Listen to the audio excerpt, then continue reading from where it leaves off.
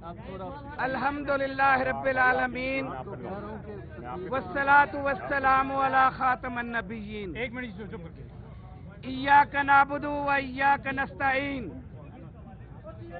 आज पूरी कौम को मुबारकबाद पेश करते हैं कि आज पीटीआई को लाहौर में इस वक्त में लाहौर हाई कोर्ट के ऑर्डर के ऊपर डीसी साहब ने जलसे की इजाजत दे दी है और कल जलसा इंशाअल्लाह उल अजीज कहना मंडी रिंग रोड के साथ अजीमुश्शान जलसा मुनक्किद होगा।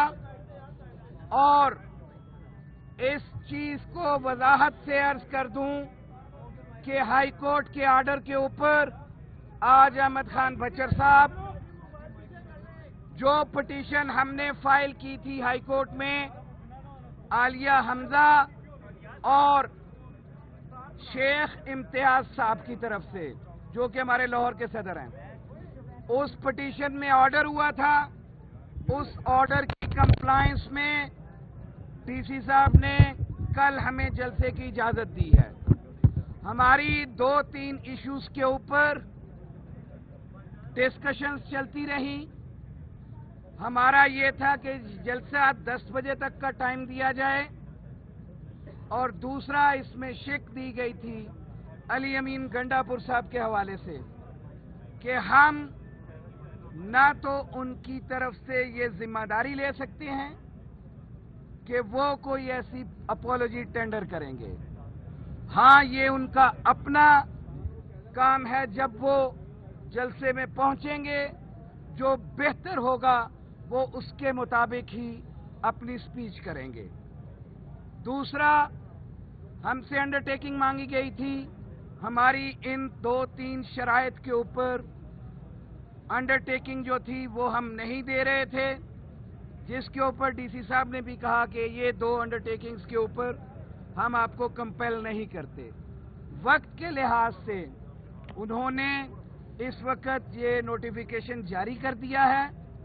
अब हम कोशिश करेंगे कि इंशाअल्लाह आइन और कानून के मुताबिक हम अपना पुरअमन जलसा कल लाहौर में अजीमुश्शान करेंगे।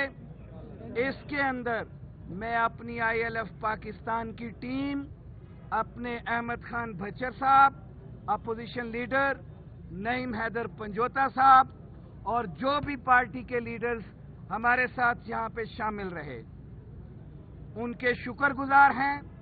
और ये काविश हमारी जुलाई 2024 से चल रही थी कि हमें जलसे की इजाजत दी जाए, लेकिन हर दफा कोई ना कोई रुकावट पैदा की जाती थी। आज हाई कोर्ट ने 3 मेंबर बेंच ने जब फैसला दिया तो उसके बाद उन्होंने ये हमें जलसे की इजाजत दी है। अब मैं रिक्वेस्ट करूंगा अहमद खान बचर साहब, हमारे अपोजिशन लीडर पंजाब असेंबली, कि वो आपसे मुखातिब हूं। मेरी तरफ से पूरी कौम को मुबारकबाद। और इमरान खान का जो कहना था कि 21 तारीख को हम लाहौर में जलसा करेंगे, हम अल्हम्दुलिल्लाह आज सुरखरू हुए हैं, कामयाब हुए हैं और कल इंशाल्लाह उनकी हिदायत के मुताबिक भरपूर जलसा होगा। बिस्मिल्लाहिर्रहमानिर्रहीम। मैं सबसे पहले अपने वकला, अपनी कानूनी टीम, पाकिस्तान तहरीक इंसाफ के जो हमारे वकला साहबान हैं जिन्होंने आफ्टर 9 मई, बल्कि उससे भी पहले जब रजीम चेंज हुआ उससे लेके आज दिन तक एक मजबूत सतून साबित हुए, तो मैं सबसे पहले उनका शुक्रिया अदा करूंगा। फर्दन मैं अगर नाम लूं तो पूरी रात गुजर जाएगी। ये असल काविश हमारी लीगल विंग की है, सच्ची बात है। मैं इसमें पूरा अप्रिशिएट करूंगा अपनी लीगल विंग को, जिन्होंने अपने भरपूर तरीके से, जो हमारे दोस्त खड़े हैं, इन्होंने अपनी काविश और अपनी जद्दोजहद की बदौलत आज ये दिन देखना हमें नसीब किया। अब इसमें मैं कंटेंट्स में 2 चीजें आपसे जरूर रिक्वेस्ट करूंगा एज ए पॉलिटिकल वर्कर। देखिए, हमने 9 मई के बाद हम एक फस्तैयत का शिकार हैं।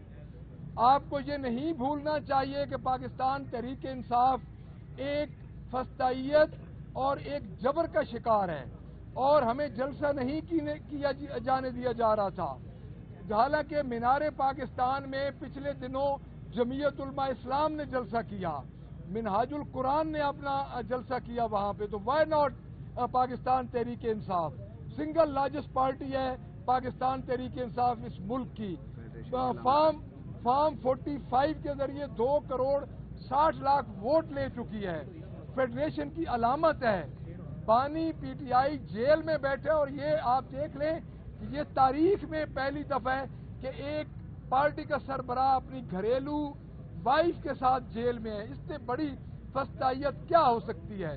تو ہماری لیگل ٹیم نے جنگ کی, اللہ تعالیٰ نے کامیاب کیا, اور میں یہ سمجھتا ہوں کہ اس وقت امتحان ہے اس سو کالڈ گورنمنٹ کا, جو کہ ایک عطا کی ہوئی گورنمنٹ ہے, کہ کل ہمارا جلسہ پرامن ہونے دیں. میں ان سے یہ مطالبہ کرتا ہوں کہ ہمارے 16 ایم پی او 3 ایم پی او کے تحت جتنے ہمارے ورکرز ہیں ان کو فی الفور رہا کیا جائے. ہمیں جلسے کی اجازت مل چکی ہے, ہم پرامن جلسہ کریں گے, اور ہم ان کو یہ بتا دینا چاہتے ہیں کہ یہ ناجائز پرچے اور جو ناجائز ریٹس ہمارے ریپریزنٹیٹو پہ, ہمارے ورکرز پہ, ہمارے الیکٹیبلز پہ ہو رہے ہیں, ان کو فوراً بند کیا جائے. اور میں پوری قوم کو یہ مبارک دوں گا اور پوری قوم کو کہوں گا کہ کل آپ 6 بجے سے پہلے 2 بجے سے 3 بجے تک آپ کانا پہنچے, بلکہ 12 بجے نکلیں, تاکہ آپ لوگوں ان کو بتائیں کہ عمران خان جو جیل کے اندر بیٹھا ہوا ہے, بانی پی ٹی آئی جو جیل کے اندر بیٹھا ہوا ہے, ان پہ کتنا بھاری ہے. یہ خان کی کال ہے, سب نے خان کی کال کے لیے آنا ہے. تو انشاءاللہ تعالی ہم ان کا بھرپور مقابلہ کریں گے, اس حکومت کا, اس فسطائیت کا ہم بھرپور مقابلہ کریں گے.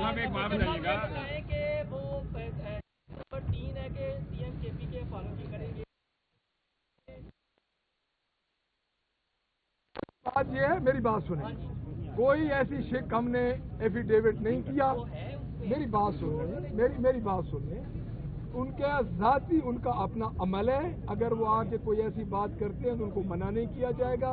ان کی کسی سپیچ پہ کوئی قدغن نہیں ہے, وہ اپنی سپیچ بھرپور کریں گے.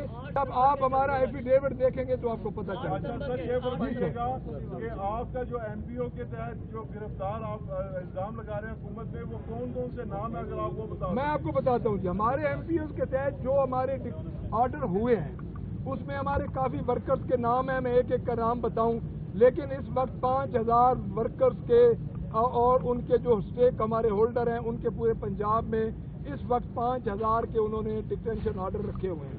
تو میں یہ سمجھتا ہوں کہ ان کو فوراً واپس لے لیں. جب یہ ایک ہم اچھائی کی طرف جا رہے ہیں. پاکستان تحریک انصاف ایک سیاسی جماعت ہے.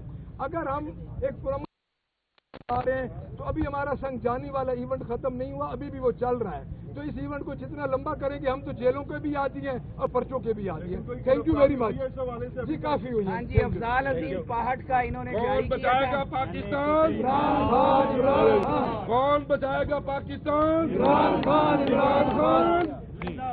عمران خان.